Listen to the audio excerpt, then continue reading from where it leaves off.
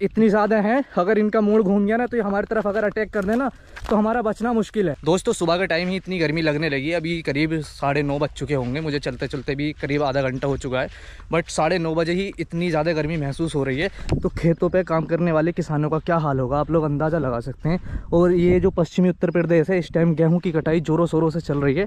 और अच्छी बात यह है कि भाई इस बार ना कोई भी आंधी या तूफान ऐसा नहीं आया है या बारिश नहीं आई है जिससे कि गेहूं की फसल में थोड़ी सी भी नुकसान की संभावना हो।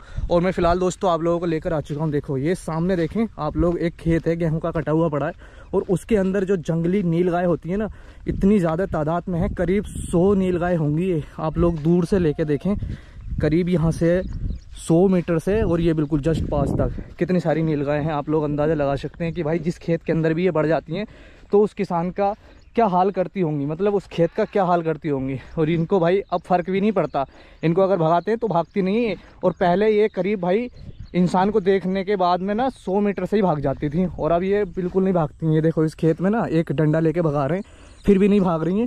और पूरा ये खेत जो गेहूं का कटा हुआ पड़ा है और इस गेहूं के कटे हुए पुलियों पर जिस पे भी ये पैर रखेंगी ना वो बाल यहीं पे टूट जाएगी।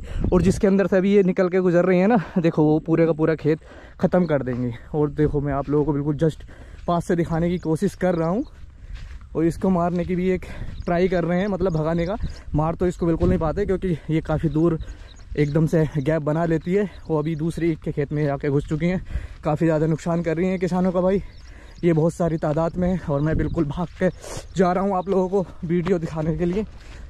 आहा, अरे मार रहे हो क्या इन्हें, भगा रहे हो क्या इन्हें, भाग जाएगी तुमसे।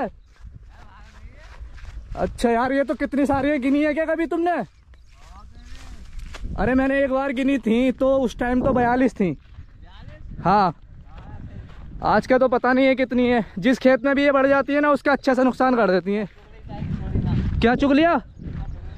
ईख है, चरई, बाजरा, जो भी इनके हाथ पड़ता है ना उसको सबको ये तहस नहस कर देती हैं।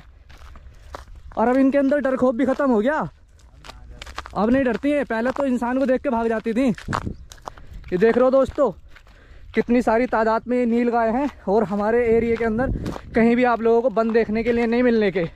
ये जो भी है जहाँ भी रहती हैं बस किसानों के खेतों में रहती हैं। और हमारे क्षेत्र से धीरे धीरे गन्ने की खेती जो ना कम होती जा रही है।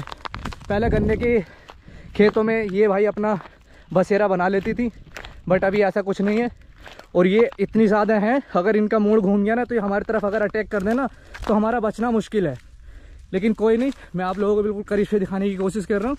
और आप लोग अच्छे से अंदाज़ा भी लगा सकते हैं भाई जिस खेत के अंदर ये निकलती हैं, जिसके अंदर भी इनकी पूरी दांग बढ़ जाती है ना तो उसका कितना बुरा हाल करती होंगी। और ये बेचारे किसान हैं, परेशान हैं, इनकी पूरी तरह से इन्होंने चुग ली है।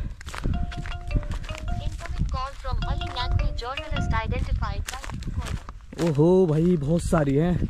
तो इसी तरह से भाई किसानों को कभी आंधी, कभी बारिश और कभी तूफ़ान और कभी इन जैसे जंगली जानवरों का आमना सामना करना पड़ता है भाई, नुकसान झेलना ही पड़ता है। और किसान का जो जीवन है आप लोग अंदाज़ा लगा सकते हैं। मतलब मैं तो ब्लॉग ही बनाना आया हूँ अभी सुबह सुबह, तो इतनी ज़्यादा गर्मी महसूस हो रही है।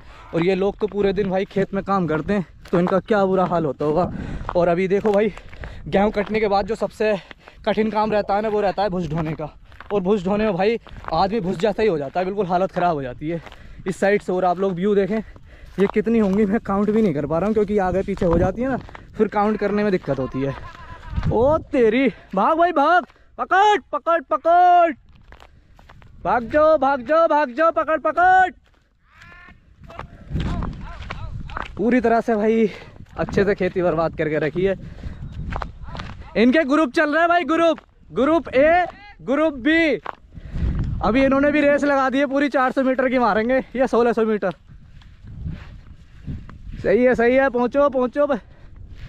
अभी इन्हें छिपने के लिए ना कोई जगह नहीं मिल रही अच्छे से, इसलिए परेशान है। आप लोगों ने देखा किस तरह से भाई ये नीलगाय हैं। और नीलगायों के अलावा भी एक गीदड़ होता है जिसको सियार वगैरह बोलते हैं, और एक जंगली जानवर होता है जिसको पोर्क बोलते हैं, वो भी यहाँ पे काफ़ी ज़्यादा रहते हैं और जो खेतों में बहुत ज़्यादा नुकसान करते हैं। और यहाँ पे अभी हमारे यहाँ कच्ची खेती होने लगी, यानी कि मक्का की खेती भी काफ़ी लोग अभी अपना रहे हैं। तो मक्का की खेती में जो गीदड़ है ना वो काफ़ी ज़्यादा नुकसान करते हैं। गीदड़ आप लोगों को इस तरह से देखने के लिए नहीं मिलेंगे, बट रात में आप लोग जैसे ही आओगे ना शाम के टाइम तो सड़कों पर काफ़ी ज़्यादा मिल जाते हैं वो भी देखने के लिए।